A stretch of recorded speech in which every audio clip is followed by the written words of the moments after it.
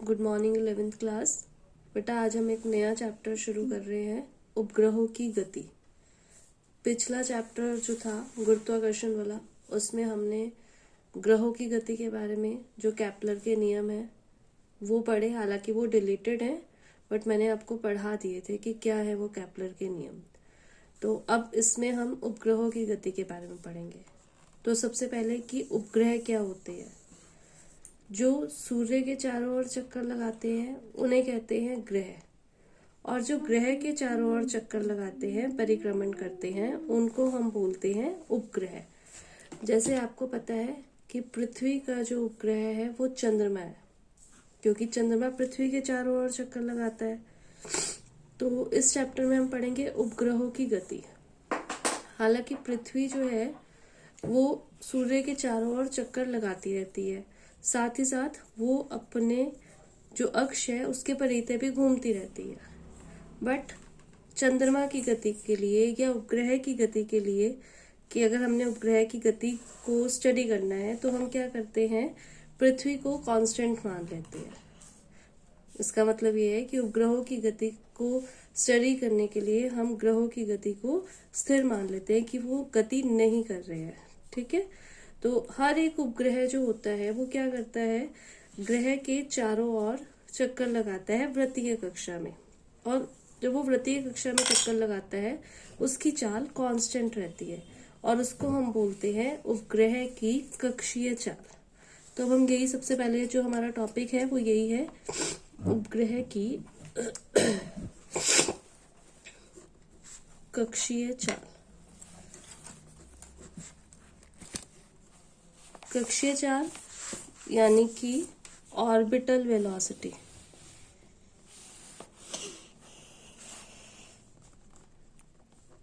तो इसीलिए इसको VO से रिप्रेजेंट किया जाता है, ऑर्बिटल वेलोसिटी VO। तो इसमें हम क्या करेंगे, ये है पृथ्वी।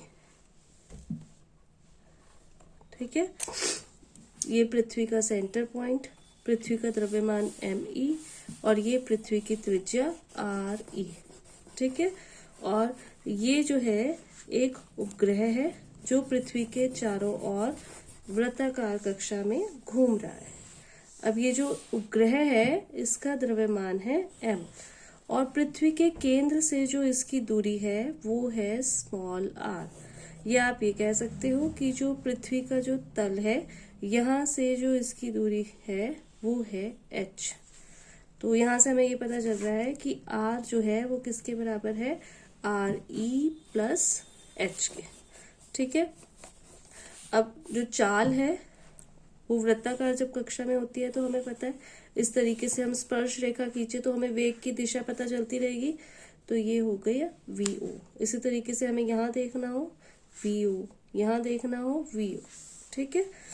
तो अब जब कोई कण वृत्ताकार पथ पर गति करता है तो वृत्ताकार पथ पर गति करने के लिए उसे क्या चाहिए होता है, अभिकेंद्र बल चाहिए होता है। तो इस उपग्रह को भी क्या चाहिए, अभिकेंद्र बल। और वृत्तीय गति वाले चैप्टर में आप पढ़ चुके हो कि अभिकेंद्र बल कोई नया बल नहीं होता, जो पहले से बल विद्यमान होते हैं वही अभिकेंद्र बल प्रदान करते हैं। अब यहाँ पर कौन सा पहले से बल विद्यमान है, यहाँ पर पृथ्वी और उपग्रह के बीच में गुरुत्वाकर्षण बल विद्यमान है, पहले से ही प्रेजेंट है। अब वो गुरुत्वाकर्षण बल ही क्या करेगा, वो ही उस उपग्रह को वृत्ताकार पथ पर घूमने के लिए अभिकेंद्र बल प्रदान करेगा। ठीक है। तो गुरुत्वाकर्षण बल जो है F = होता है Gm1m2/r²। तो यहाँ पर Gme, क्योंकि एक वस्तु है पृथ्वी, दूसरी वस्तु है उपग्रह m, और इनके बीच की दूरी जो है r² = और ये गुरुत्वाकर्षण बल क्या करेगा, ये इस उपग्रह को वृत्ताकार पथ पर घूमने के लिए अभिकेंद्र बल प्रदान करेगा। अभिकेंद्र बल का जो फॉर्मूला होता है वो होता है mv²/r। तो mv²/r। बट यहाँ पर जो उपग्रह की जो वेलोसिटी है उसको हमने VO से रिप्रेजेंट किया ना, तो mvo²/r। ठीक है। तो m से m कैंसिल आउट, VO² = यहाँ से हम r से भी एक r को कैंसिल आउट कर देते हैं, तो ये बन गया GME अपॉन r, या VO is equal to under root GME upon r। ठीक है, तो एक फॉर्मूला तो ये हो गया। अब जो r की वैल्यू है RE प्लस एच वो हम रख देते हैं, VO is equal to under root GME upon RE plus H. एक फॉर्मूला ये बन गया। ये फॉर्मूलेस भी आपको पता होने चाहिए, क्योंकि न्यूमेरिकल अगर आ जाए इस फॉर्मूले पे बेस्ड, अगर आपको स्मॉल r की वैल्यू दी है तो आप ये रखेंगे, RE प्लस एच मतलब पृथ्वी तल से ऊंचाई दी है तो आप ये वाला फॉर्मूला रखेंगे। तो फॉर्मूलेस आपको अलग अलग पता होने चाहिए। ठीक है, तो अब नेक्स्ट अगर हम ये मान लें कि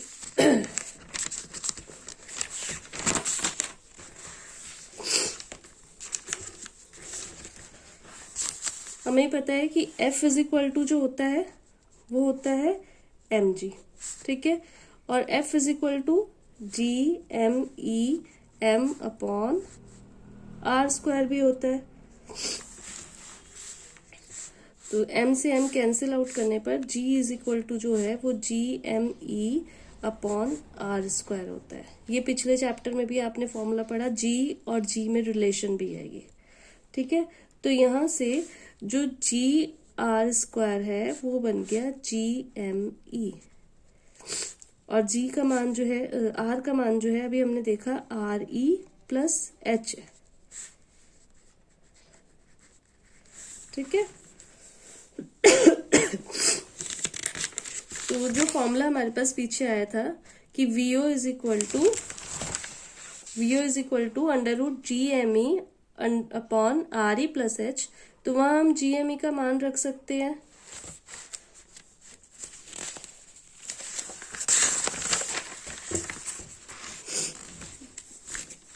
तो ये बन गया VO is equal to GME था ना, तो GRE प्लस एच का होल स्क्वायर, और अपॉन में था RE प्लस एच। ठीक है, यहां से RE प्लस एच का होल स्क्वायर है, एक तो RE प्लस एच बाहर आ सकता है। VO is equal to RE plus H और under root GRE plus H. अब अगर H जो है वो कम, मतलब उपग्रह जो हो वो पृथ्वी तल के निकट ही हो, तो हम जो RE है वो क्या होगा, वेरी वेरी ग्रेटर देन होगा H से, ऊंचाई कम हो जाएगी, तो H को हम नेग्लेक्ट कर सकते हैं। तो VO क्या बन गया, VO इज इक्वल टू हो गया, H को हमने नेग्लेक्ट कर दिया, RE G अपॉन RE, ये अंदर जाएगा तो ये फिर से क्या हो जाएगा, GRE स्क्वायर अपॉन RE से RE कैंसिल आउट, तो VO इज इक्वल टू बन गया अंडर रूट GRE। तो ये मोस्ट इम्पॉर्टेंट है रिजल्ट, कि जो ऑर्बिटल वेलोसिटी होती है, जो कक्षीय वेग होता है, वो किसके बराबर होता है, वो होता है अंडर रूट GRE।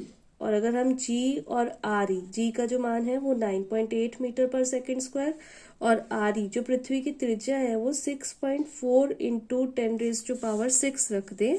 ये मान अगर हम रख के कैलकुलेशन करें, 9.8 इंटू 6.4 इंटू 10⁻⁶ रख दे, तो जो हमारा रिजल्ट आएगा वो लगभग आएगा 7.92 किलोमीटर पर सेकेंड। इसका मतलब ये हुआ कि अगर पृथ्वी के पास, पृथ्वी के निकट कोई उपग्रह परिक्रमा कर रहा है तो उसकी जो कक्षीय चाल है वो कितनी होती है, 7.92 किलोमीटर पर सेकेंड होती है। अगर कक्षीय चाल, उपग्रह की कक्षीय चाल इससे कम हुई तो फिर क्या होगा, जो कक्षा की त्रिज्या है वो धीरे धीरे घटती जाएगी, मतलब जो वृत्ताकार कक्षा में घूम रहा था उपग्रह वो इस तरीके से फिर हो जाएगा। अगर कक्षीय चाल इससे कम हुई, इस तरीके से धीरे धीरे इसकी त्रिज्या कम होती जाएगी और अल्टीमेटली क्या होगा, वो पृथ्वी पर गिर जाएगा। अब नेक्स्ट टॉपिक में हम ये पढ़ेंगे अगर कक्षीय चाल इससे ज्यादा हुई तो क्या होगा। तो वो जो नेक्स्ट टॉपिक है वो हमारा है पलायन वेग का।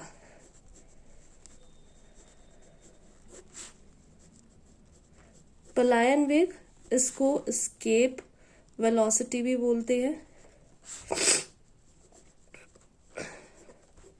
तो इसको रिप्रेजेंट करते हैं वी से। जो ऑर्बिटल वेलोसिटी है वो वी से, और जो एस्केप वेलोसिटी है वो वी से रिप्रेजेंट करते हैं। तो अब ये वी ऑर्बिटल वेलोसिटी क्या है इसको हम देखते हैं। हमें ये पता है कि जब हम कोई चीज ऊपर की तरफ फेंकते हैं तो वो अल्टीमेटली क्या होता है, कुछ ऊपर जाती है और पृथ्वी के गुरुत्वाकर्षण की वजह से वो फिर से नीचे आ जाती है। हम थोड़ा और ज्यादा वेलोसिटी से फेंकें तो वो फिर से ऊपर जाएगी, अब ज्यादा हाइट तक जाएगी और फिर से क्या होगा, वो फिर से नीचे आ जाएगी। मतलब अगर हम वेग को बढ़ाते जाएं, वेलोसिटी को बढ़ाते जाएं, तो जो वस्तु है उसकी हाइट बढ़ेगी बट वो अल्टीमेटली क्या होगा, वो नीचे आ जाएगी।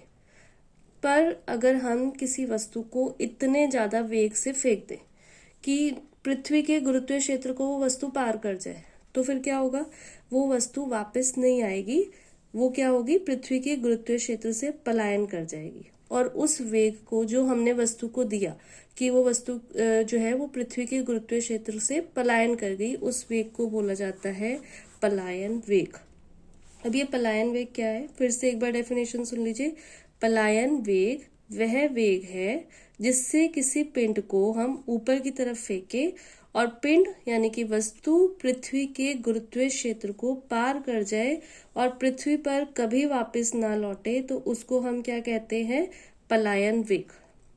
अब किसी वस्तु को पलायन कराने के लिए हमें वस्तु को गतिज ऊर्जा देनी पड़ेगी, और वो गतिज ऊर्जा जो है वो कहलाती है पलायन ऊर्जा। आपने पिछले चैप्टर में ये पढ़ा है कि अनंत से अगर हमें पृथ्वी पर कोई वस्तु लेकर आनी है, पृथ्वी के गुरुत्वीय क्षेत्र में लेकर आनी है, तो जो हमें ऊर्जा देनी पड़ती है वो क्या होती है, U = -GMEM/RE। पिछले चैप्टर में आपने पढ़ा है ना, गुरुत्वीय स्थितिज ऊर्जा। गुरुत्वीय स्थितिज ऊर्जा क्या है, अनंत से पृथ्वी तल पर किसी वस्तु को अगर हम लेकर आ रहे हैं तो हमें जो ये ऊर्जा देनी पड़ेगी। तो पलायन ऊर्जा क्या होगी, पलायन ऊर्जा में हम क्या कर रहे हैं, वो ऊर्जा जो वस्तु को हम क्यों दे रहे हैं कि वो पृथ्वी के गुरुत्वीय क्षेत्र को पार करके अनंत में चली जाए। तो वो पलायन ऊर्जा फिर कितनी होगी, वो होगी इसकी ऑपोजिट यानी माइनस की जगह प्लस, GMEM/RE। ये होगी पलायन ऊर्जा। ठीक है, मतलब गुरुत्वीय स्थितिज ऊर्जा का जो उल्टा है वो क्या होगी, पलायन ऊर्जा होगी। तो ये पलायन ऊर्जा को हम किसके बराबर रखेंगे, हम इसको बराबर रखेंगे वस्तु जिसको हम बाहर फेंकना चाह रहे हैं उसकी गतिज ऊर्जा के बराबर। तो GMEM/RE और गतिज ऊर्जा बराबर होती है 12mv² के। अब जिस वस्तु को हम फेंक रहे हैं जो वो पलायन कर रही है, तो वेलोसिटी क्या है, VE, तो यहाँ पर हम VE रखेंगे। ठीक है, तो m से m कैंसिल आउट, तो VE का जो मान आया VE² हो गया √2GME/RE। ठीक है, और अभी मैंने आपको पहले भी बताया था कि F बराबर होता है mg और F बराबर होता है GMEM/RE²। तो m से m कैंसिल आउट, तो GME का मान क्या है, GRE²। तो इस मान को हम यहाँ रख देंगे, GRE² बराबर जो है वो है GME के बराबर। यहाँ पर हम रखेंगे तो VE का अब स्क्वायर हट जाएगा जब हम अंडर रूट ले रहे हैं, तो = √GME की जगह GRE², 2GRE² और अपॉन में RE से RE गया, तो VE जो आया वो आया √2GRE। और जो ऑर्बिटल वेलोसिटी आई थी वो कितनी आई थी, √GRE। और एस्केप वेलोसिटी जो आई है, पलायन वेग जो आया है वो कितना आया है, √2GRE। तो जैसे हमने वहां पर वैल्यूज निकाली हैं उस ऑर्बिटल वेलोसिटी की, जो हमारी आई थी 7.92 किलोमीटर पर सेकेंड, इसको भी अगर हम कैलकुलेट करें तो ये आएगा लगभग 11.2 किलोमीटर पर सेकेंड। मतलब अगर लगभग 8 किलोमीटर पर सेकेंड का हम वेग देते हैं तो उपग्रह जो है वो कक्षीय चाल में, अपनी कक्षीय चाल से एक वृत्ताकार पथ पर घूमता रहता है ग्रह के चारों ओर, और उससे सिर्फ थोड़ी सी ज्यादा 8 से ऊपर हम 11.2 किलोमीटर पर सेकेंड की अगर वेलोसिटी हम दे दें उपग्रह को, तो वो क्या होगा, वो कक्षा को छोड़कर पलायन कर जाएगा। जो पृथ्वी की गुरुत्वीय क्षेत्र की कक्षा है उसको छोड़कर पलायन कर जाएगा। ऐसा क्यों होता है, सिर्फ थोड़ा सा वेग देने पर ही क्यों पलायन कर जाता है, ऐसा इसलिए क्योंकि जैसे जैसे हाइट बढ़ती है वैसे वैसे जो आकर्षण बल है पृथ्वी का वो कम होता जाता है। तो इसलिए सिर्फ थोड़ा सा वेग और ज्यादा देने पर हम वस्तु को अनंत पर भेज सकते हैं। एक और चीज जो आती है, इन दोनों के बीच में रिलेशन बहुत इंपॉर्टेंट है, VE और VO के बीच में। तो VE is equal to √2GRE। इसको हम इस तरीके से भी लिख सकते हैं, √2 और √GRE। और ये √2 जो ये GRE है ये क्या है, ये VO है। तो VE इज इक्वल टू जो है वो किसके बराबर होता है, √2VO के बराबर। ये मोस्ट इम्पॉर्टेंट रिलेशनशिप है। इस पे बेस्ड लॉन्ग क्वेश्चन भी आ जाता है और वेरी शॉर्ट क्वेश्चन भी आ जाता है, न्यूमेरिकल भी आ सकते हैं कि एस्केप वेलोसिटी जो है वो ऑर्बिटल वेलोसिटी के √2 गुना होती है।